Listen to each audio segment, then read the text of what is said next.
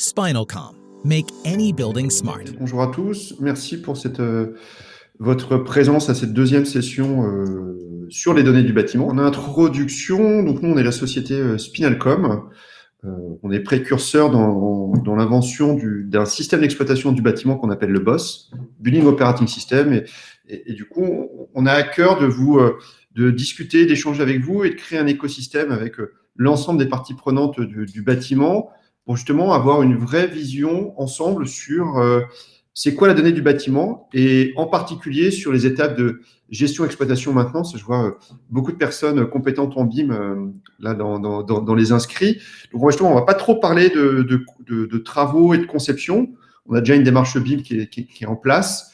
On va essayer de se poser la question, mais tout compte fait, pourquoi c'est si difficile de faire de l'exploitation maintenance avec du BIM?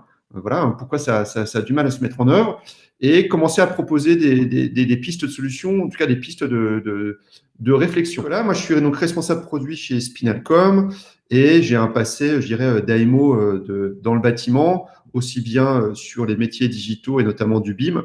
Et ma spécialité, c'est plutôt la construction de grosses infrastructures, notamment des tramways, des métros et des usines. Donc aujourd'hui, format court, donc on a 1 heure, donc je vais vous proposer une approche du BIM exploitation maintenance, d'essayer de comprendre pourquoi le BIM est si important, voilà, pourquoi c'est une bonne intuition de vouloir mettre le BIM au centre, je dirais, d'un certain nombre de processus. Du coup, du dernier épisode, on parlait du bâtiment intelligent, donc en une slide, on a vu que le bâtiment intelligent, c'était récupérer des données, centraliser, uniformiser des données et surtout donner des liens entre les données.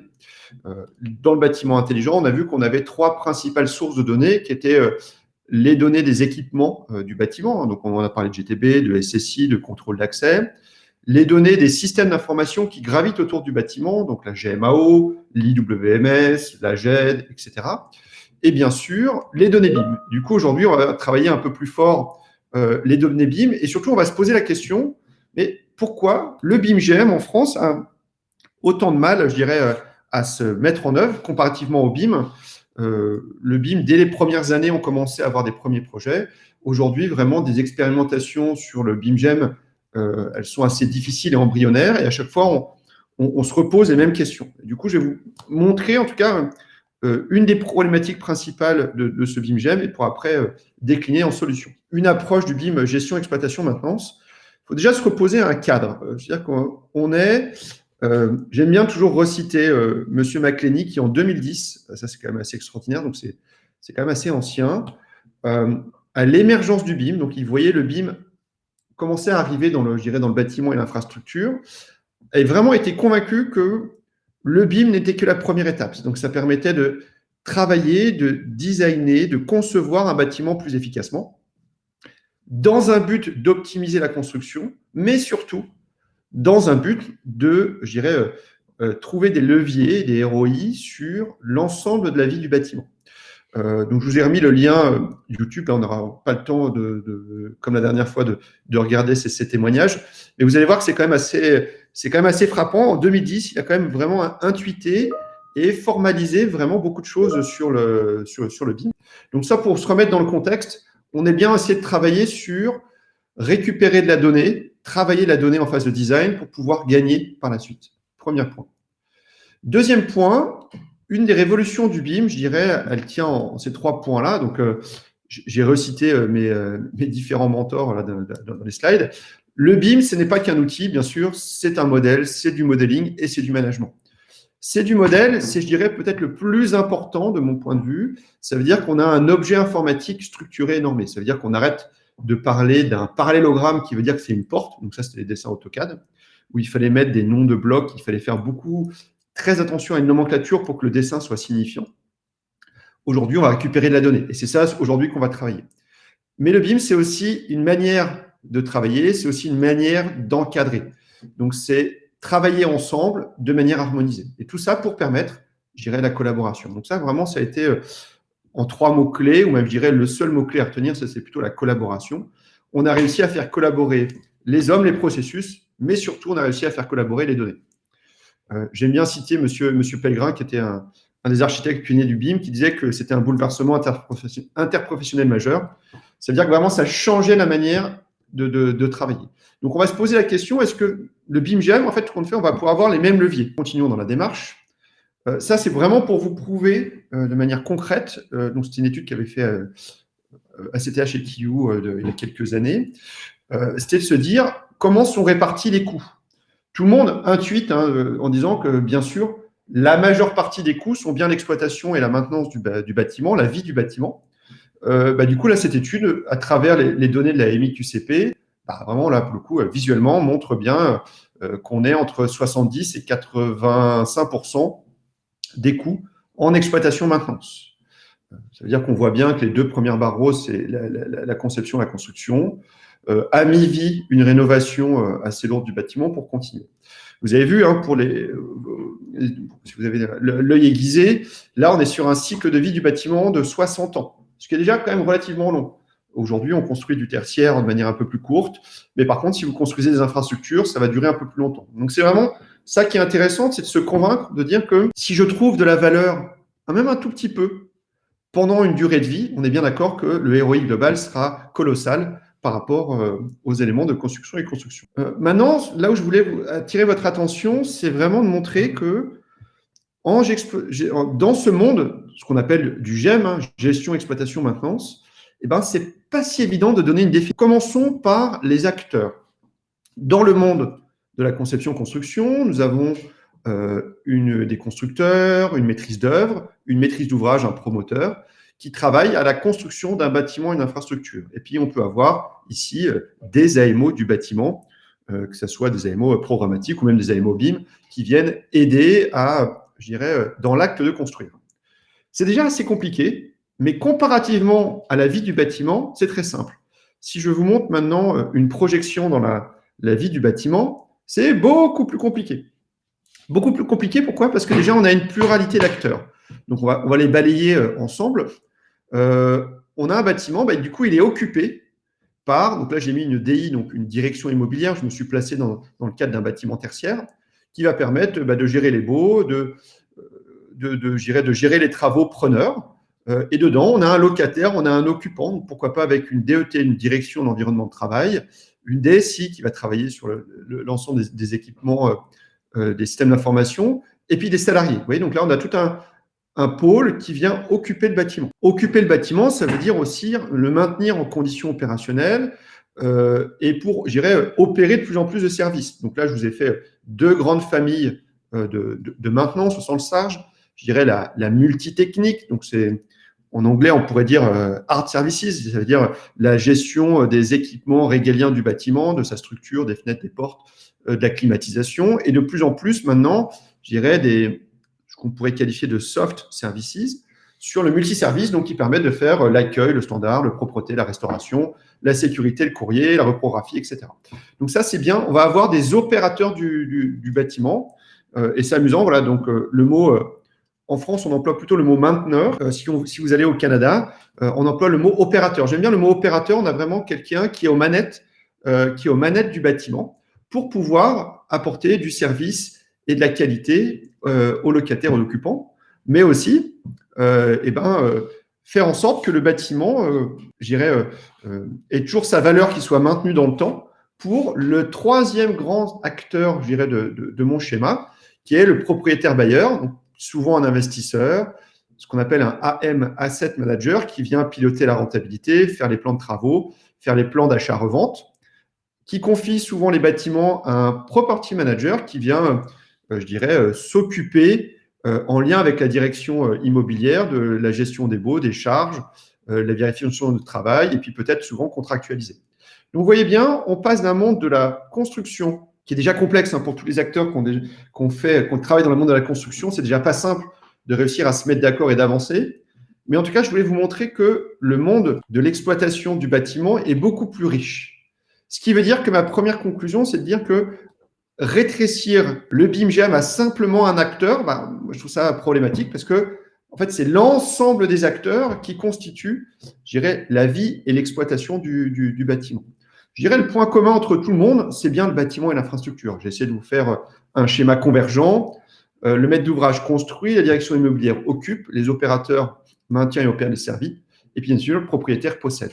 Et on va voir que chacun va regarder le bâtiment de manière un peu différente. Vous vous souvenez, on est là ce matin pour parler du BIM, et on va se poser la question, comment modéliser du BIM pour chacun de ces opérateurs-là. D'un point de vue système d'information, c'est pareil, c'est très compliqué. Alors pourquoi je vous parle de système d'information? C'est que je suis convaincu que les futurs processus seront informatisés et outillés. Donc c'est très important de comprendre l'environnement de travail où on se situe. Dans le monde de la conception-construction, on s'échange beaucoup de fichiers, des fichiers Word, des fichiers PDF, mais aussi des fichiers BIM, des fichiers Revit, des fichiers IFC, des nomenclatures, des fichiers Excel. Donc souvent, tous ces fichiers, elles sont dans des plateformes de collaboration, dans un cas idéal, ou dans des JED, gestion électronique de la documentation. Mais en tout cas, on n'a pas forcément de serveurs, de bases de données, je dirais, temps réel, sur l'ensemble des données. Pour ceux qui sont, je dirais, lettrés en BIM, aujourd'hui, on est sur un BIM de niveau 2, ça veut dire qu'on s'échange de fichiers, et de temps en temps, on vient se synchroniser. Alors que dans le monde de l'exploitation-maintenance, je dirais, la notion de fichier disparaît et on commence à interfacer des véritables systèmes d'information. Ça veut dire qu'on va interfacer la gestion, je dirais, financière avec la gestion des baux. On a des outils de maintenance, par exemple la GMAO. La GMAO, c'est une base de données structurée qui permet d'organiser les activités de maintenance. Et pareil pour les occupants et les occupants salariés, direction immobilière, on commence à avoir des systèmes d'information d'entreprise, par exemple Office 365 qui vient délivrer un service tout au long de l'entreprise. Donc ça pour montrer que le bâtiment, il était très seul, on le décrivait dans un point de vue de fichier, et maintenant, il est opéré, d'un point de vue large, par de très nombreux systèmes d'information. Donc, premier élément, beaucoup d'acteurs. Deuxième élément, des systèmes d'information. Troisième élément, beaucoup de données. Donc, de manière très rapide, je ne vais pas faire une redite du webinaire précédent sur le bâtiment intelligent. On se rend compte que dans la vie du bâtiment, celui-ci va produire énormément de données. Donc, on va récupérer les données descriptives du bâtiment. C'est ce que j'appelle sur la partie gauche les données froides.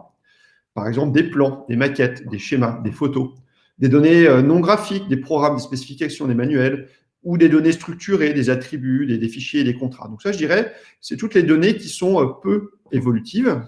Mais ce qui est très intéressant, c'est dès qu'un bâtiment est en service, il produit ce que j'appelle les données chaudes, pour dire des données plutôt temps réel. Il va produire, tous les équipements du bâtiment vont produire de la donnée, donc produire des éléments de température, des éléments de contrôle d'accès, de vidéosurveillance, maintenant de plus en plus de mobilier connecté. On peut voir, on rajoute des IoT sous les bureaux pour faire une gestion de l'espace à la place de bureau. On voit de plus en plus des parkings intelligents qui permettent de vous guider dans ces éléments-là. Donc tout ça, ça va produire des données en temps réel, mais aussi tous les systèmes d'information que je vous ai présentés avant vont travailler sur les données du bâtiment. Donc, on peut avoir un gestionnaire des espaces pour pouvoir affecter une entreprise ou une personne à un endroit. Bien sûr, la gestion de la maintenance, gestion financière. Donc, tout ça, donc cet ensemble de cette arborescence un peu tentaculaire forme les données, les grandes familles de données de l'exploitation et de la maintenance. Donc aussi, c'est pour vous montrer qu'on rentre dans un monde qui est plus complexe, qui est plus riche que simplement la description de la conception et de la construction d'un bâtiment. C'est bien ça la problématique que je voulais atteindre avec vous aujourd'hui. C'est la difficulté de cette exploitation-maintenance, c'est qu'on a beaucoup d'acteurs, beaucoup de systèmes d'information, et des données de nature très hétérogène. Donc, je dirais le principal piège que je voulais déjà partager avec vous, et n'hésitez pas à réagir, c'est de dire que on peut tout faire rentrer dans un fichier BIM. La réponse est non. Le fichier BIM ne peut pas tout faire. Le fichier BIM, avant tout, est un fichier, c'est pas une base de données. Le fichier BIM est très bon pour la description du bâtiment, mais il n'est pas du tout adapté pour la gestion partagée de la donnée, les données de temps réel, n'en parlons pas. Donc, voilà. Donc il ne faut pas vouloir tout mettre et tout faire reposer dans un fichier BIM. Donc aujourd'hui, le fichier BIM va nous servir à décrire proprement le bâtiment, mais le reste, il va falloir qu'on complète avec d'autres sources d'informations. Donc je dirais, c'est la première conclusion que je voulais aborder avec vous. C'est, je pense, un des pièges, c'est de vouloir dire on fait du BIM-GEM, ça veut dire on réduit le conteneur de données à simplement un fichier BIM. pour ceux qui ont déjà essayé de faire simplement un lien entre un fichier BIM et de la documentation, c'est pas si simple. Soit on met directement les fichiers dans la maquette BIM. Bon, on a une maquette qui est très lourde et qui est très difficilement maintenable. Soit on met des liens vers, je sais pas, un répertoire Windows. Du coup, c'est un problème. Dès qu'on bouge un document, les liens ils se cassent, c'est pas très robuste. Donc vous voyez bien que ce conteneur d'information qui est le fichier BIM, il faut l'utiliser dans sa spécialité. Donc ça veut dire, on va le voir juste après, mais organiser la donnée graphique et un certain nombre d'attributs. Mais le reste, il ne faut pas vouloir non plus le voir tout faire avec, parce que du coup, on a des choses qui sont ingérables dans le temps et surtout immaintenables. Donc, c'est ça qui est important de comprendre. Je pense qu'un des principaux pièges qu'on peut voir aujourd'hui dans les expérimentations BIM, c'est de vouloir faire porter par ce fichier BIM énormément, beaucoup trop d'informations où ce conteneur n'est pas adapté. Donc, je vais essayer de vous l'illustrer. C'est de se dire, souvenons-nous, hein, on est là pour créer le bâtiment intelligent et donner du sens à la donnée. Donc déjà, le BIM n'est pas la seule et unique source de données. Heureusement, on va venir compléter ça avec d'autres données des systèmes d'information et d'autres données en temps réel. Donc, vous avez vu déjà, j'ai déjà séparé, hein, j'ai déjà fait des choix et on va plonger un peu plus maintenant dans cette donnée BIM pour savoir qu'est-ce qu'on peut retrouver dedans et sur quoi elle est spécialisée. Donc là, pour tous les, je dirais, les experts et spécialistes du BIM que j'ai avec moi aujourd'hui, je vais aller assez vite, bien sûr, mais c'est au moins pour vraiment vous poser les choses de concret. Le but du jeu, c'est bien sûr, on va transformer cette matière première BIM en base de données. Donc là, je vous renvoie au webinaire Bâtiment Intelligent la semaine dernière et surtout, je vous donne rendez-vous fin février, début mars pour travailler sur le système d'information du bâtiment. Et on va prendre le temps pendant 3 heures de détailler vraiment ces différents processus. Si on avance un petit peu, alors du coup, mais pourquoi on n'arrête pas de parler de BIM, de BIM-GEM? Bien sûr, le BIM-GEM, c'est avant tout le meilleur descripteur du bâtiment. C'est le conteneur de données qui permet de centraliser toute la description du bâtiment. Donc, bien sûr, j'enfonce une porte ouverte. La maquette BIM rassemble tous les corps d'état, du cuisiniste à la structure, à la fourniture, à l'aménageur. On est capable, dans un fichier, d'avoir tous ces corps d'état. Je vous rappelle, revenons un peu en arrière. Avant, on avait chacun amené ses calques, ses couches, et puis avant, chacun amené sa liasse de dessin. Donc, on n'avait pas forcément en un point toute la description, une vue à 360 degrés de la description du bâtiment. J'insiste beaucoup, le BIM, c'est une description du bâtiment. Ça ne gère pas la vie du bâtiment, ça ne sert pas l'usage dynamique du bâtiment. Mais au moins, c'est un socle qui permet de décrire finement le bâtiment. Donc, bien sûr, ça permet de centraliser les corps d'état. Ça permet de centraliser aussi différentes formes de livrables. Aujourd'hui, on a encore besoin des plans. Encore une fois, une vue en plan, c'est un vrai livrable qui a du sens, qui apporte de la valeur à la lecture, à la description du patrimoine. Donc, la maquette BIM permet aussi de concentrer très classiquement des plans, des nomenclatures des quantités, pourquoi pas des rendus et des niveaux de détail. Ce qui veut dire que ce fichier BIM à l'échelle de son fichier, est une mini base de données. Effectivement, si vous ouvrez la maquette numérique, et on va le travailler après avec les ontologies du bâtiment, si vous savez ouvrir un fichier BIM, vous allez voir que dedans, les données ne sont pas rangées n'importe comment. Chaque donnée est liée entre elles, ce qui veut dire que, comme dans une base de données, si on fait un changement à un endroit, on le change, on impacte n'importe où. Donc en anglais, c'est plus joli. Change anywhere, change everywhere. Donc on a bien. Pourquoi le BIM est aussi important dans ce monde d'exploitation-maintenance? Il est bien là parce que aujourd'hui, c'est la meilleure description centralisée du bâtiment.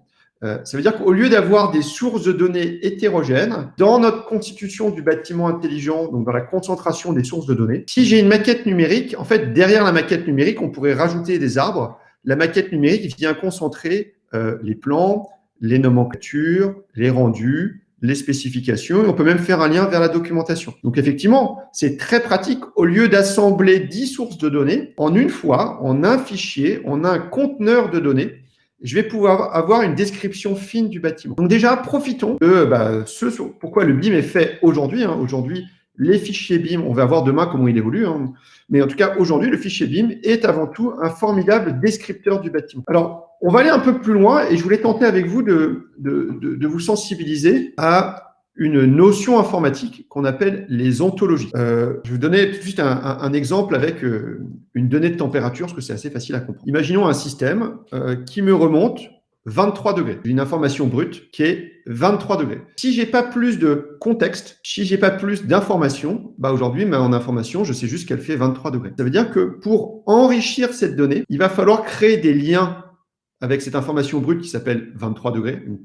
On déduit que c'était une température, pour qu'on puisse utiliser la donnée de manière intelligente. Donc, pour pouvoir enrichir la donnée, d'un point de vue data management, si vous préférez, on va créer ce qu'on appelle des ontologies. Alors du coup, ce qui est assez intéressant, c'est que c'est un très vieux mot, hein, ça vient du grec, et surtout, ça a été récupéré tout de suite par, je dirais, les sciences de l'information. Ce qu'il faut retenir, c'est que le mot ontologie, c'est un vocabulaire commun qui permet de lier les systèmes entre eux. Prenons un exemple, encore une fois, si vous prenez ma ville est localisée dans un pays.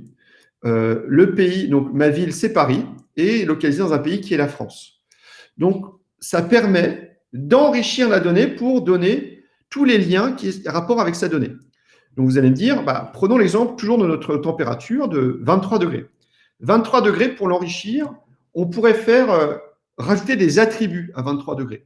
Donc ça, c'est typiquement ce qu'on peut faire dans une maquette numérique. Quand vous êtes un BIM manager éclairé, voilà, vous avez besoin de qualifier, d'expliquer un peu plus un équipement, on va rajouter des attributs, donc, ce qui est une excellente manière de faire.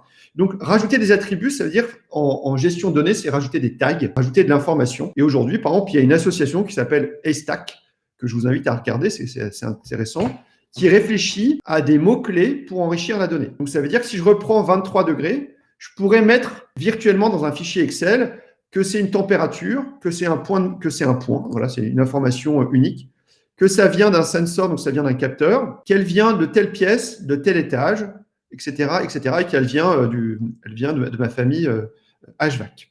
Donc, rajouter des tags, c'est rajouter tout compte fait du sens à la donnée. Quelle est la plus grosse problématique des tags? Ça veut dire qu'il faut que ça soit extrêmement bien documenté.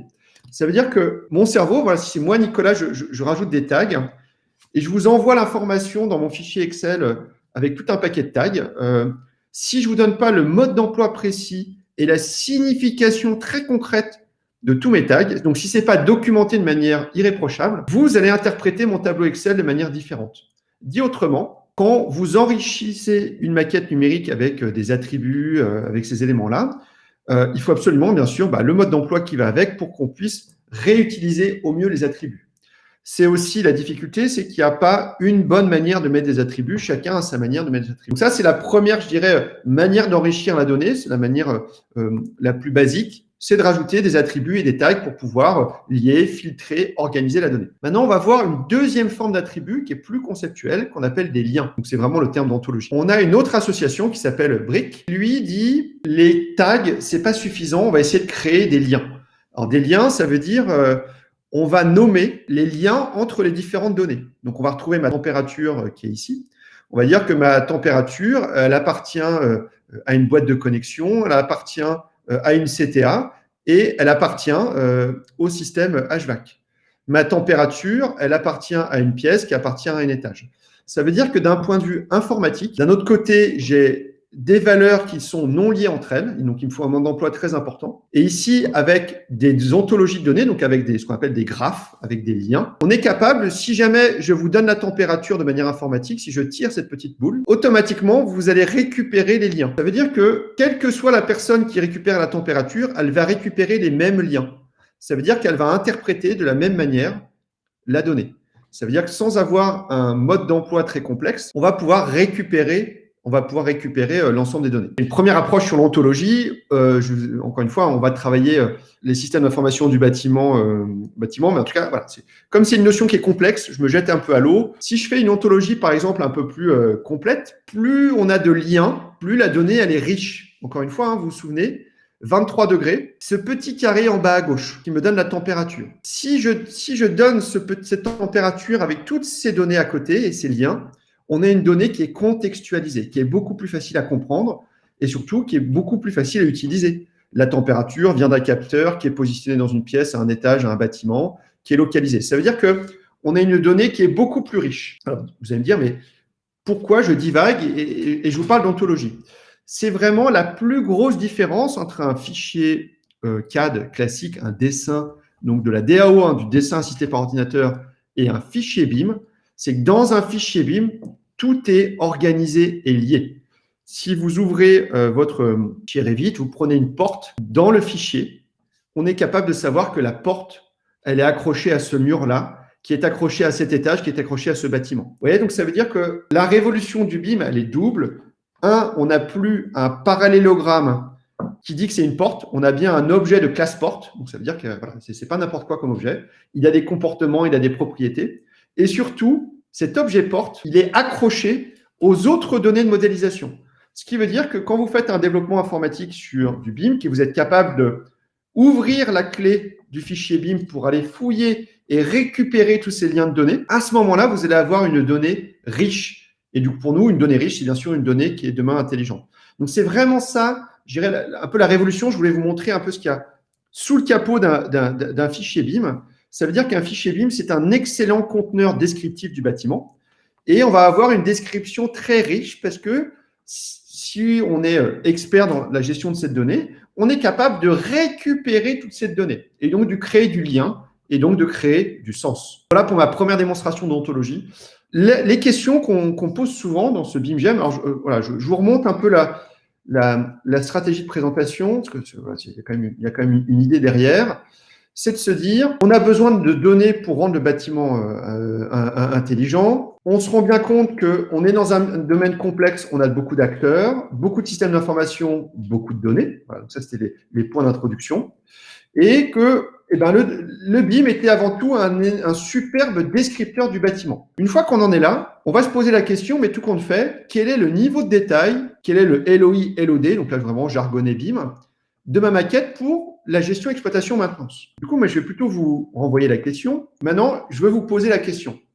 On a vu que cette maquette d'exploitation maintenance va être le support de la description de mon bâtiment. La description de mon bâtiment qui doit permettre la vie de mon bâtiment pendant 60 ans. On a vu aussi que la description du bâtiment, elle devait être capable de desservir, d'alimenter des personnes diverses. Le directeur immobilier pour la partie occupation, l'ensemble des mainteneurs, que ce soit multitechnique, multiservice, mais aussi l'ensemble des gestionnaires de patrimoine, que ce soit property manager, asset manager. Donc du coup, moi, je vous retourne la question. Si je mettais tous ces gens autour de la table, quel niveau de LOI et LOD ils pourraient me dire? Ça, c'est du BIM. Simplement, il est plus ou moins détaillé. Est-ce qu'on a besoin des ferrailles dans un monde d'exploitation-maintenance? On peut dire qui peut plus, peut le moins. Effectivement, si j'ai une maquette DOE extrêmement détaillée, lot 500, avec plein de choses, qui peut plus, peut le moins. Attention, c'est-à-dire qu'il y a quand même beaucoup de données à gérer. Imaginons que vous n'avez rien. Posez-vous la question, est-ce que le mainteneur a besoin du niveau de ferraille? On a besoin de la ferraille, de la structure, vraiment quand on fait de la reconstruction du bâtiment, quand on fait une rénovation lourde, mais ce n'est pas tous les jours. Voilà. Aujourd'hui, si moi je suis opérateur de maintenance, je ne vais pas maintenir structurellement la ferraille de mon bâtiment. La maintenance courante, ça va être le nettoyage, l'entretien, le relamping, la maintenance préventive sur les équipements. Vous voyez, donc tout de suite, c'est ça qui est important de se dire, c'est que quel acteur a besoin de quoi. Par contre, moi, imaginons que, je crois que j'ai d'autres illustrations, ah oui, voilà, mes fameux loads, de quoi j'ai besoin en termes de représentation, de quoi j'ai besoin pour bien travailler.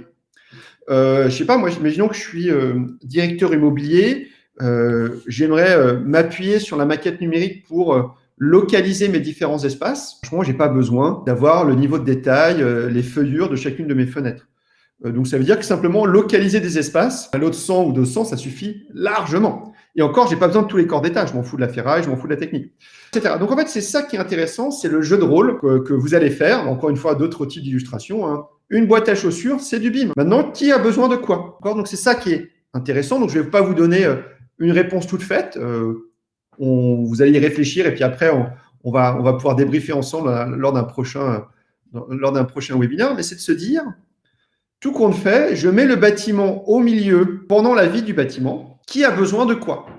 Et voilà. C'est ça pour nous le BIMGEM, c'est avoir une description BIM du bâtiment, comme on a dit que c'était le meilleur des descripteurs, qui permet d'alimenter l'ensemble des acteurs. Donc on va voir que chacun des acteurs je dirais, sa vision de la donnée, et tout le monde n'a pas besoin de tout au même moment, au même niveau de détail. C'est ça qui fait la richesse, je dirais, des éléments. Si on reprend mes niveaux de détail, si on prend mes différents acteurs, eh ben, peut-être qu'on va avoir la direction d'environnement de travail qui a besoin des espaces, qui a besoin des matériaux, qui a besoin du mobilier pour pouvoir s'installer. Mais peut-être que le mainteneur, lui, le mobilier, il s'en fiche complètement. Donc, en fait, si vous faites ces diagrammes-là, vous allez vous rendre compte que chaque famille d'acteurs, on a un peu comme un diagramme de Venn. Ça veut dire qu'on va voir les éléments qui se superposent. Ça veut dire que peut-être que le mobilier, la représentation du mobilier dans la maquette, il n'y a qu'un acteur qu'on a besoin.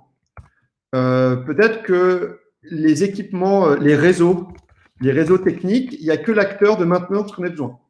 Peut-être que, je dirais, le gestionnaire, lui, il a besoin vraiment des mètres carrés affectés, etc., etc. Et vous allez voir que si vous faites l'exercice de rassembler les acteurs autour d'une table pour se dire, bon, bah maintenant, qu'est-ce qu'on a besoin pour bien exploiter et maintenir le bâtiment, vous allez avoir ces cercles-là. Et bien sûr, plus la donnée est cœur, plus c'est une donnée évidemment, qui vaut le coup de faire.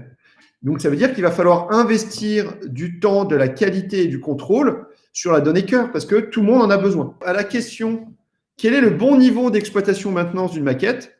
J'ai envie de vous répondre, ça dépend des acteurs qu'on met autour de la table. Si vous avez simplement un point de vue maintenance, peut-être que vous avez besoin des réseaux, des espaces et la position des équipements, donc avec un niveau de détail pas forcément très élevé, il faut simplement localiser, aller chercher l'information.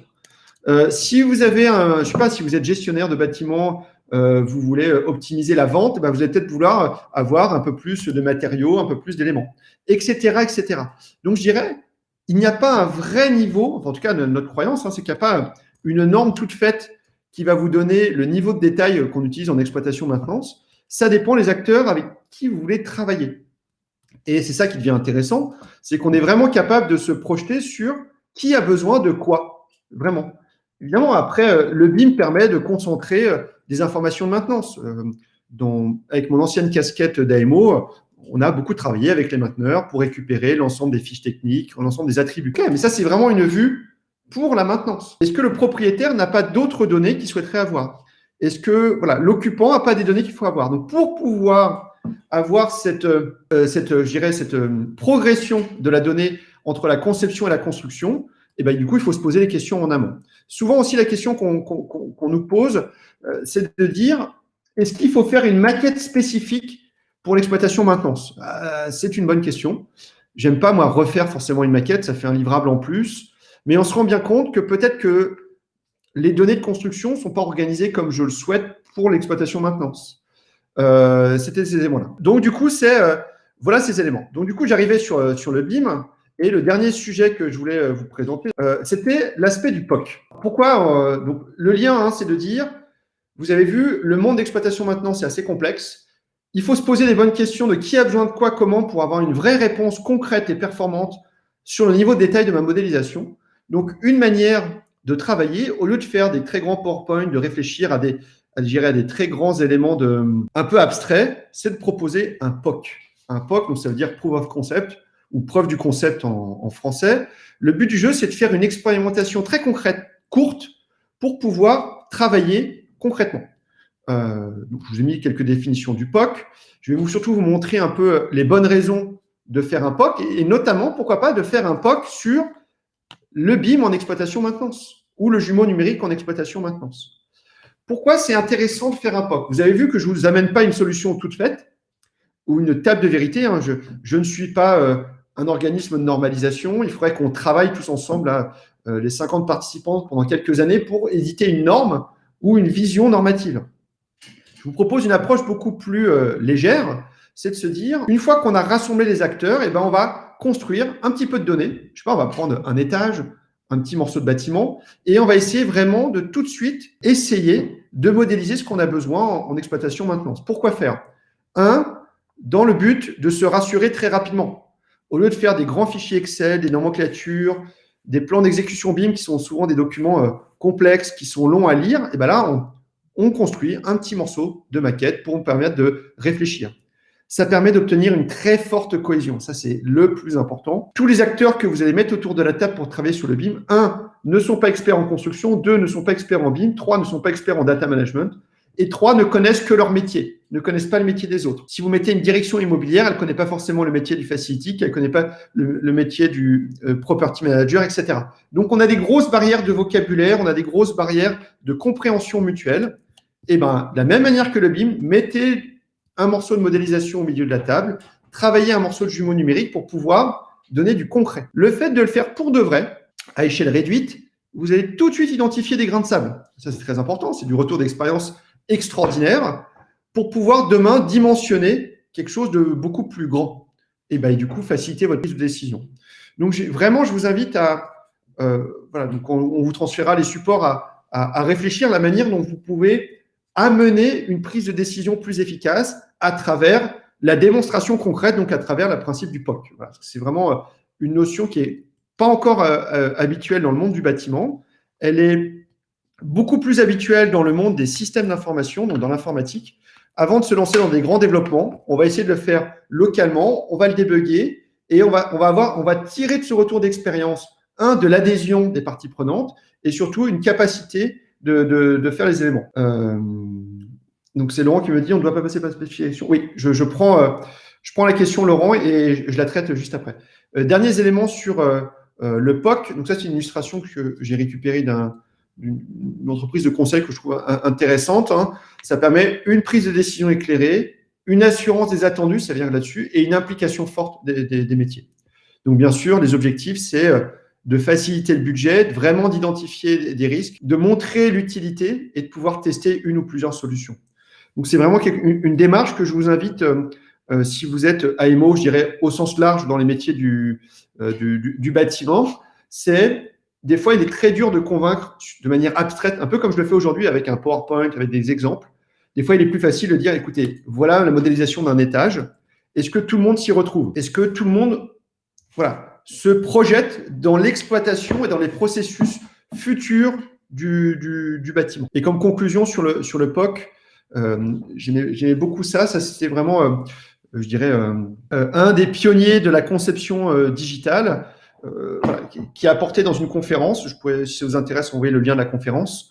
Mais il disait, c'est très, très dur de se projeter dans un monde très complexe. Donc, du coup, il faut avoir une vision et avoir une volonté d'ensemble. Ça veut dire, pour nous, mettre les acteurs autour de la table et être ambitieux sur le fait qu'on peut vraiment moderniser et travailler différemment.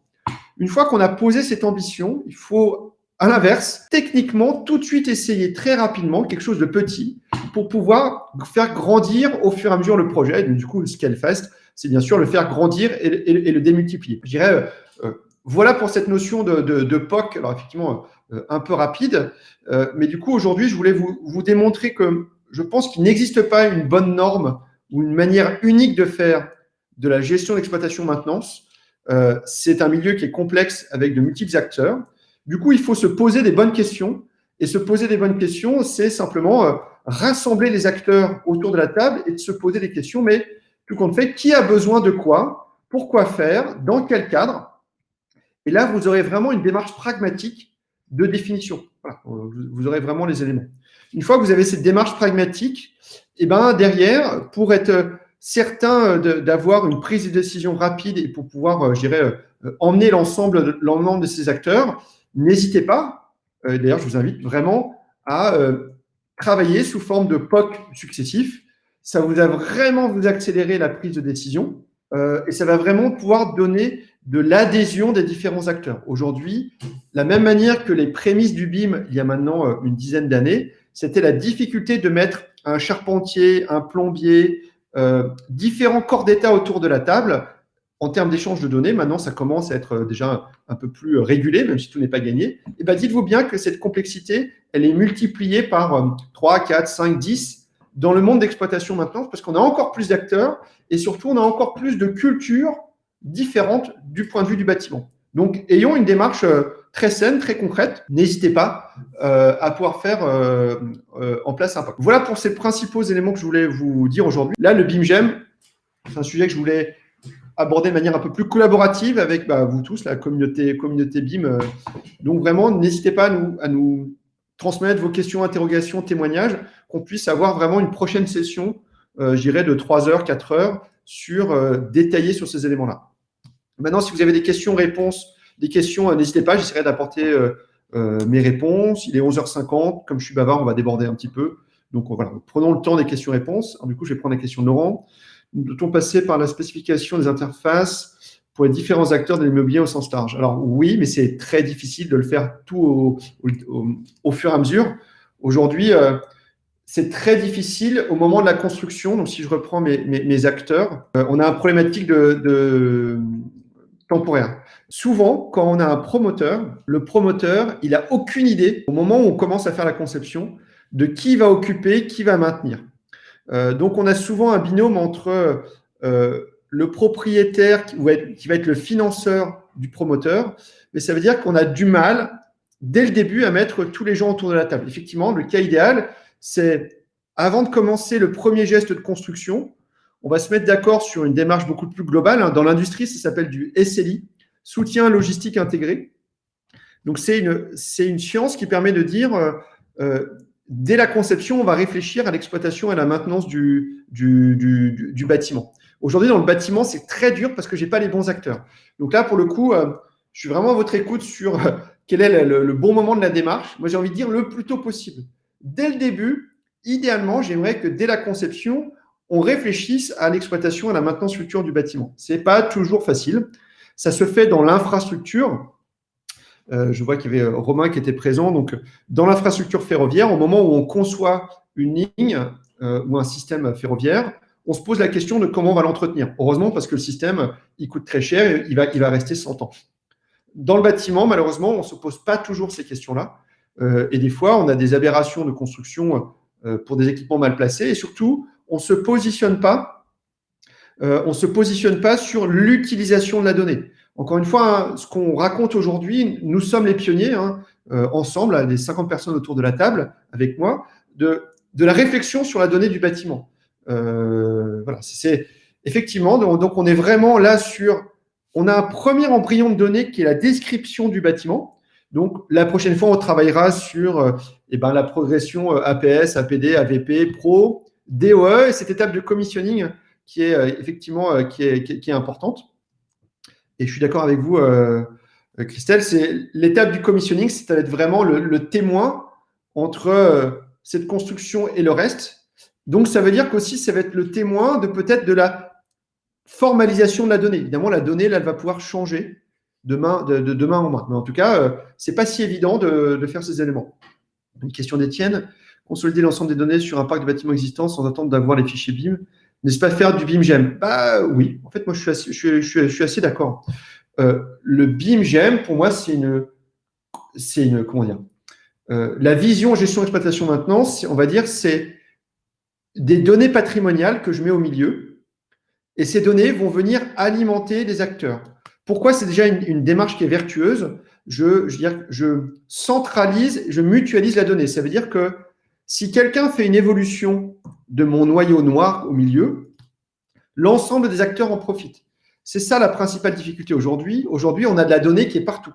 Ça veut dire que si le mainteneur change une clim, la clim, l'information de modification de la clim, elle reste chez lui. Donc, si je n'interconnecte pas les systèmes entre eux, ça veut dire que jamais je n'aurai un patrimoine de données à jour.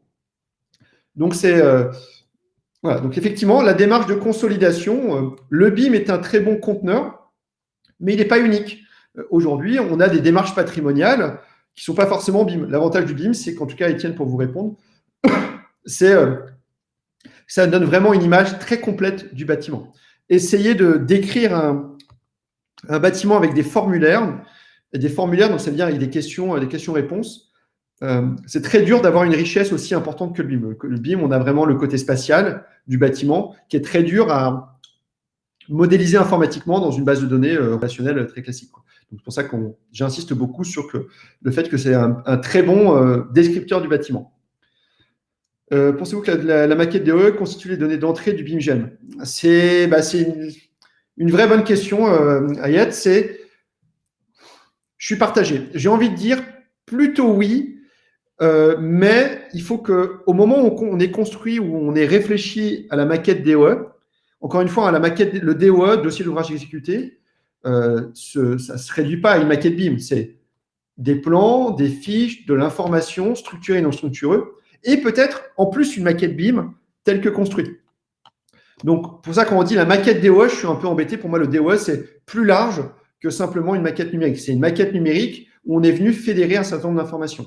Donc, je dirais, si on s'est posé la question pendant la conception, de se dire, bon, bah voilà, dans le DOE, voilà ce que pourrait avoir besoin le mainteneur, voilà ce que pourrait avoir besoin le propriétaire, voilà ce que pourrait avoir besoin l'occupant ou la direction immobilière. J'ai envie de dire, dans ce cas-là, oui, c'est un très bon témoin pour la suite. Aujourd'hui, malheureusement, on a souvent des DOE qui sont faits un peu de manière, comment dire, je dirais par obligation contractuelle ou normative. Ça veut dire qu'on a des automatismes. Ça fait 20 ans qu'on fait les DOE de la même manière. On met un classeur jaune, un classeur vert dans un carton.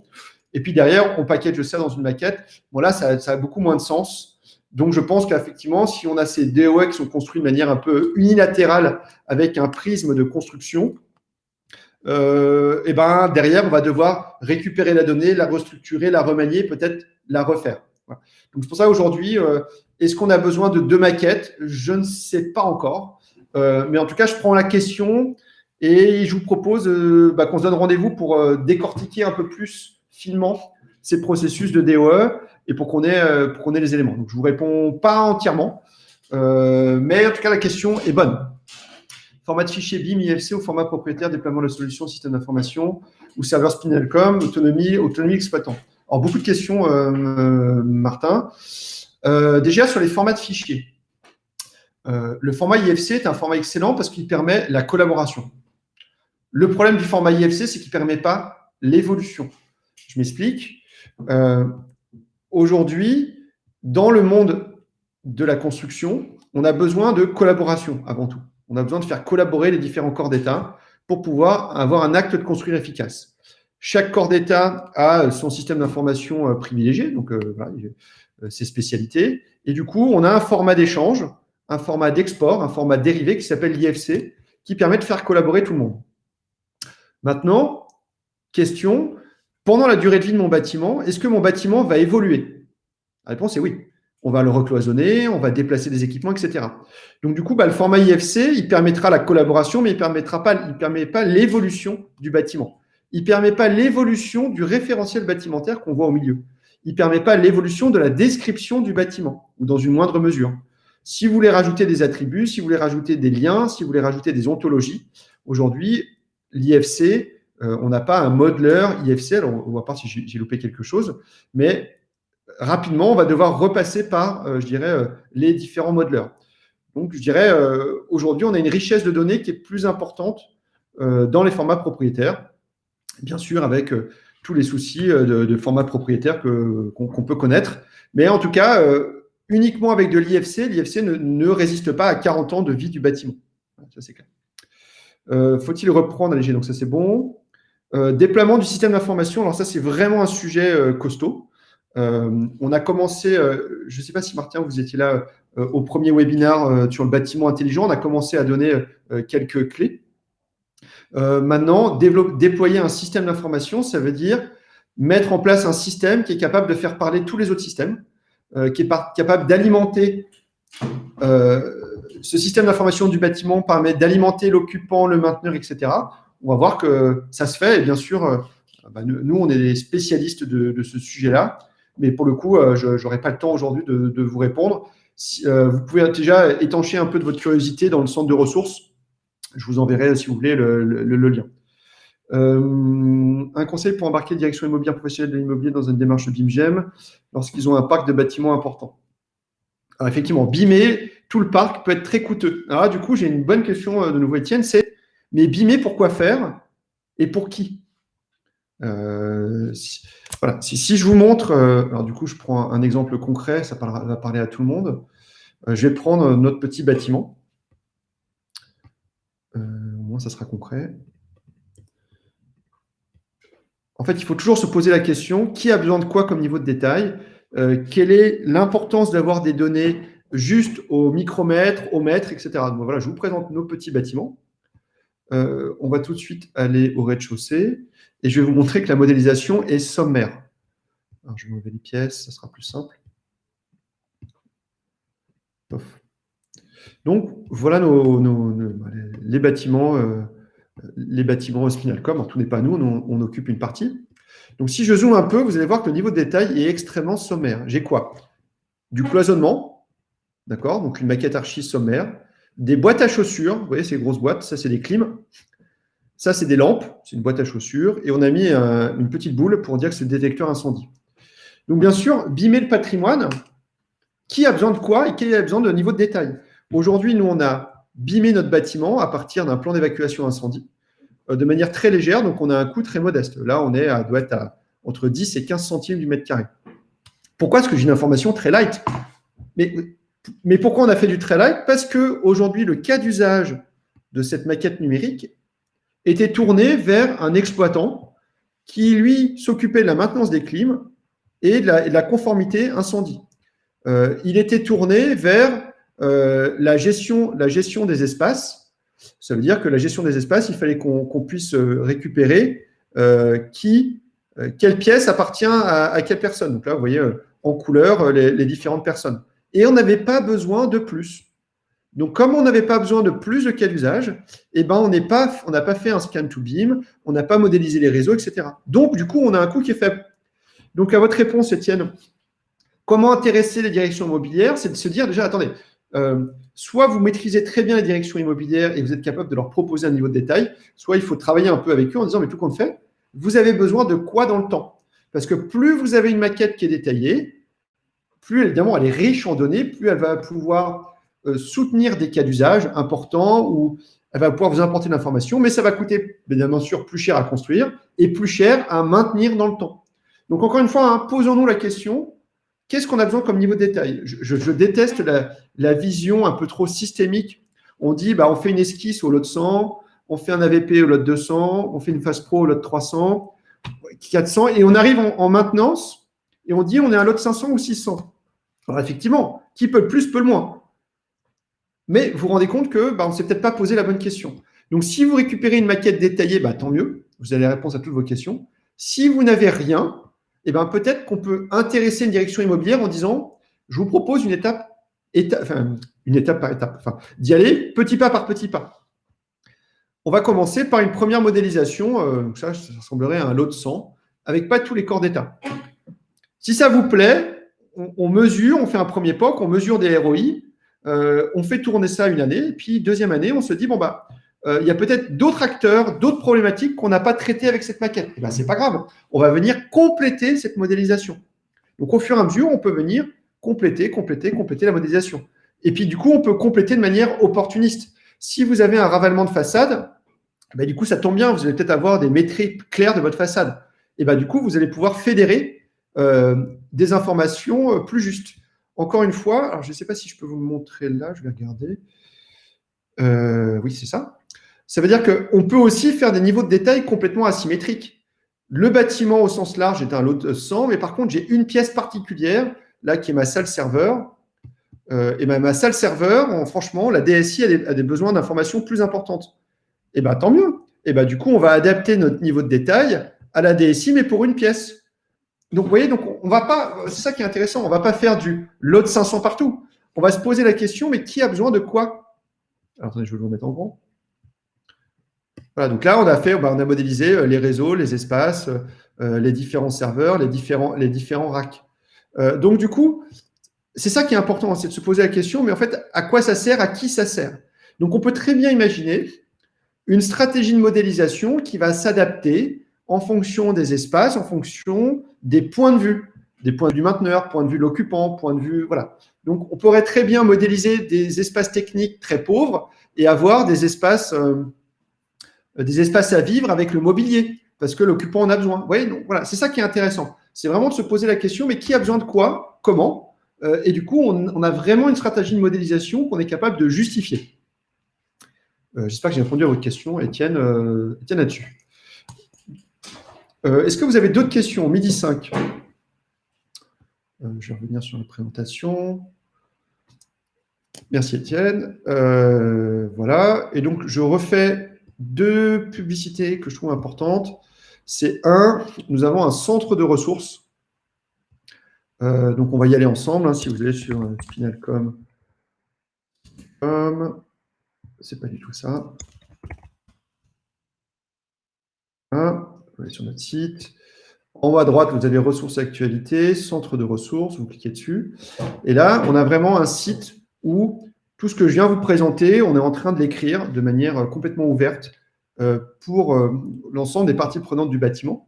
Donc aujourd'hui, on a plutôt travaillé sur la partie projet, donc sur la première partie, de travailler le bâtiment digital, mettre des objectifs, travailler les chartes BIM. D'accord? Donc au fur et à mesure, on va l'enrichir et vraiment, on a besoin. Merci Najette sur l'ontologie, ça me touche. Voilà, on va vraiment essayer de communiquer là-dessus. Deuxième élément où je voulais réinsister avant de vous souhaiter, je dirais, une bonne journée, c'est de dire on a besoin de vos retours. Parce que là, le format d'1 heure, c'est un peu court. En tout cas, pour traiter ce sujet en profondeur de BIM, on n'en a pas besoin. On a besoin de beaucoup plus de temps. Donc, on va travailler le format long qu'on va planifier fin février. D'ici là, vraiment, j'attends de l'ensemble des participants à venir nous poser des questions, des interrogations ou des croyances ou des craintes ou des difficultés, que vous soyez maître d'œuvre, concepteur, ou quelle que soit, je dirais, votre participation à l'acte de construire ou à l'acte d'exploiter. Parce qu'on va voir qu'on est convaincu que c'est bien la somme des points de vue qui permettra d'avoir une vue riche, d'avoir une vue complète sur ces fameux processus qu'on essaye de créer ensemble sur le BIM exploitation maintenance. D'accord? Donc, voilà. Donc, on va venir vous recontacter. De toute façon, on va vous envoyer les liens, le lien pour les supports. Et vraiment, n'hésitez pas vraiment à nous remonter des questions, des interrogations, qu'on puisse nous y réfléchir et puis vous les partager. Que la prochaine, je dirais, session, le prochain format long qu'on fera ensemble soit vraiment riche. En tout cas, aussi riche ce qu'on a eu pour le bâtiment intelligent. Je vous remercie pour cette heure passée ensemble et votre volonté de faire avancer de manière collégiale ces sujets BIM. Je vous souhaite à bientôt. D'ici là, vraiment, je vous invite à nous remonter des données, des problématiques, des exemples, des réussites, des difficultés.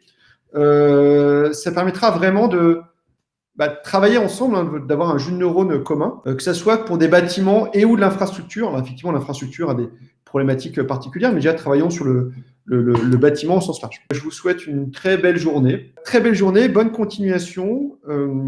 Travaillez vos données, c'est très important. Posez-vous des questions et c'est ça qui va donner du sens à tous ces éléments-là.